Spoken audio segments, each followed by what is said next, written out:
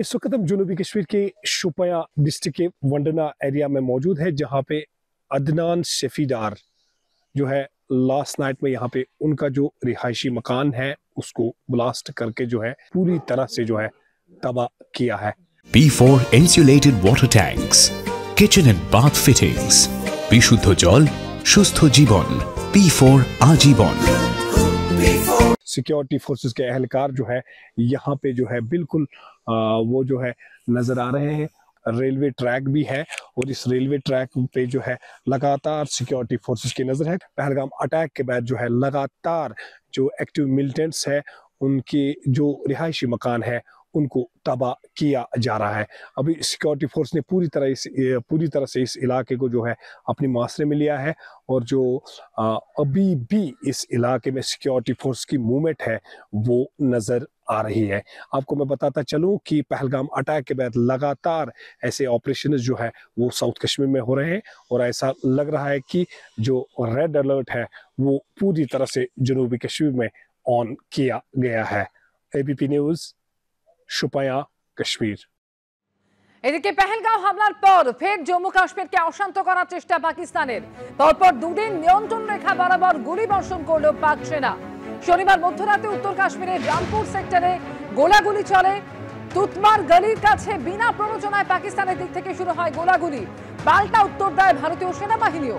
শুক্রবার রাতেও নিয়ন্ত্রণ রেখা বরাবর গুলি বর্ষণ করে পাক সেনা।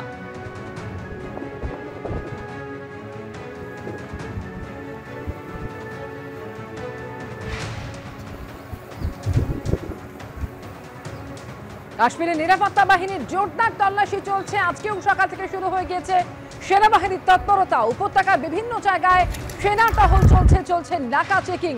হিন্দু নিধনের পর জঙ্গিদের খোঁজে পেহেলগাঁওয়ের জঙ্গলেও চলছে চিরুনি তল্লাশি। সেই ছবি আপনারা দেখতে পাচ্ছেন। একেবারে উপত্যকা জুড়ে সেনার অপারেশন। পেহেলগাঁওয়ের নাশকতায় লিঙ্কম্যান সন্দেহে 14 জন জঙ্গির তালিকাও প্রকাশ করেছে গোয়েন্দা সংস্থা এবং এরা প্রত্যেকেই হিজবুল জাইশ লস্করের মতন জঙ্গি সংগঠনের কমান্ডার হিসেবে কাজ করে। 26 জনের মৃত্যু এবং 17 জন আহত হওয়ার পর পেহেলগাঁওয়ে জারি হয়েছে লাল সতর্কতা। বাইসারান ভ্যালিতে যাননি কিন্তু আতঙ্কে কলমাপাড়া অভ্যেস করেছিলেন হাওড়ার বালির বাসিন্দা ব্যবসায়ী অরুণ দাস। আতঙ্কের প্রহর কাটিয়ে কাশ্মীর থেকে বাড়ি ফিরে হাত ছেড়ে বেঁচেছেন। 16 এপ্রিল বালির পাঠকপাড়ার ব্যবসায়ী স্ত্রী ছেলে মেয়েকে নিয়ে কাশ্মীরে বেড়াতে গিয়েছিলেন। শ্রীনগর ঘুরে 22 তারিখ তাদের বাইসারান ভ্যালিতে যাওয়ার কথা ছিল, কিন্তু মেঘ ভাঙা বৃষ্টিতে হড়পাবানের কারণে রামবানে ধস নামায় রাস্তা বন্ধ হয়ে যাওয়ায় আর বাইসারানে যাওয়া হয়নি। বিকল্প রাস্তা ধরে ফেরার সময় প্রতি মুহূর্তে তারা করেছে আতঙ্ক। রাস্তায় নিরাপত্তা বাহিনীর দেখা মেলেনি বলে বালির বাঙালি পর্যটকের দাবি। প্রায় 22 ঘন্টা পর তারা কাটরা শহরে পৌঁছন। গতকাল বালির বাড়িতে ফিরলেও এখনো চোখে মুখে আতঙ্কের ছাপ। 16 তারিখে আমার বাড়ি এখান থেকে বেরিয়েছিলাম, 4 দিন শ্রীনগরে ছিলাম। এবার আমাদের সিস্টেম অনুযায়ী যেটা ট্যুর পার্টি যেটা আমাদের পেহেলগাঁওতে নিয়ে গেছে, পেহেলগাঁওতে আমি পৌঁছালাম ওই ঘটনার আগের দিন গিয়ে 9টা-10টার সময় ওখানে পৌঁছে খাওয়া দাওয়া করে আমরা ওই সাইট সিনটা করতে গেলাম। ওই সাইট সিনে আপনার বেতাব ভ্যালি ছিল, আরু ভ্যালি ছিল, এগুলো করে এবার আমরা যাব ওই মিনি সুইজারল্যান্ড বলে যে জায়গাটা আছে যেখানে ঘটনাটা ঘটেছে। ওখানে বেরোবে 3টের সময় গাড়িগুলো ঠিক আটকে গেল। ওই কি একটা জায়গায় থানা ছিল ওখানে একটা, ওইখানে গাড়িটা সব আটকে গেল। 4.5 ঘন্টা আমাদের গাড়ি করবো, কোনো ঠিকানা নেই। আমিও গেলাম না, এখানেও হয়তো দৌড়ে চলে এলো সব, এরকম একটা ব্যাপার।